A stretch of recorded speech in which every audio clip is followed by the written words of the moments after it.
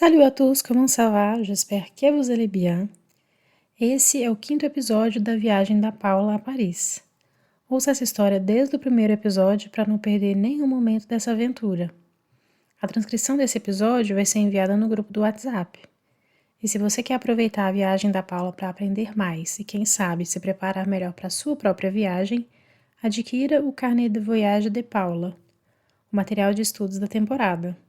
Nele você encontra exercícios, notas culturais e atividades de gramática e vocabulário ligadas aos temas dos episódios. O link para o grupo do WhatsApp e do Carnet de Voyage estão na descrição. Aujourd'hui, je fais différent. Je ne prends pas le petit déjeuner dans un café ou boulangerie. Je vais acheter des choses et je mangerai chez moi. Je vais à la boulangerie et je demande. Bonjour, une baguette et un pain au chocolat s'il vous plaît. La baguette normale ou traditionnelle? Traditionnelle s'il vous plaît. Ce sera tout, madame. Vous avez des cappuccinos? Non, nous n'avons pas de boissons. D'accord, ce sera tout. Voilà, ça vous fera 2,80 €. Je lui tends un billet de 5 € et la boulangère me rend 1,20 € de monnaie. Merci beaucoup, bonne journée. Bonne journée à vous, au revoir. Je suis très contente et très fière de moi.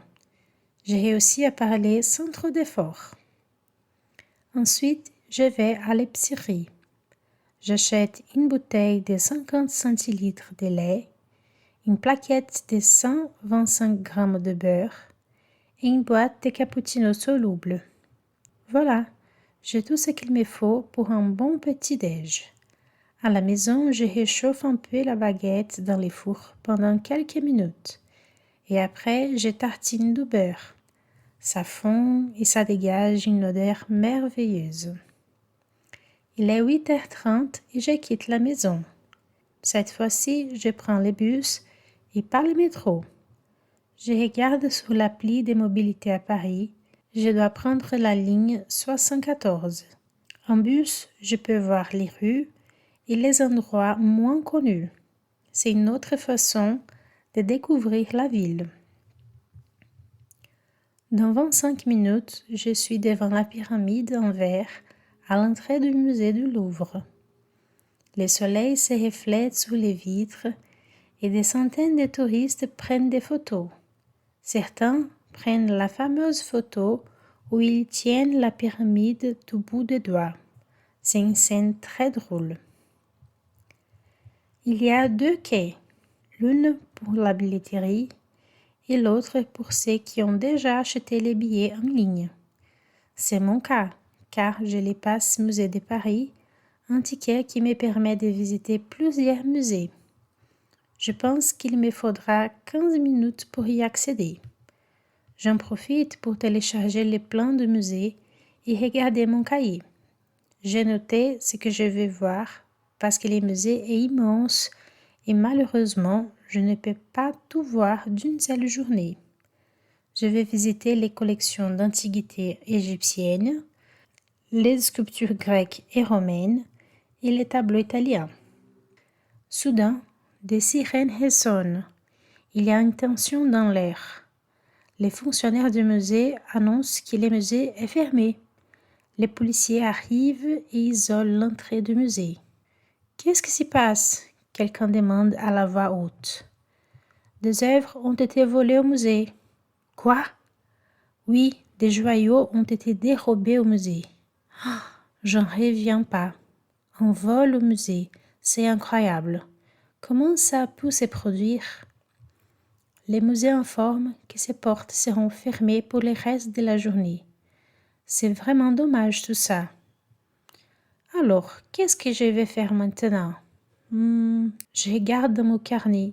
Il y a d'autres musées proches d'ici, comme les musées de l'illusion, les musées carnavalais, les musées des arts et des métiers, les musées Grévin, les musées de parfums.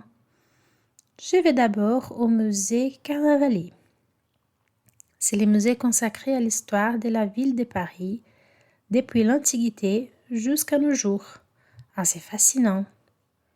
Puis, je vais au musée des arts et des métiers.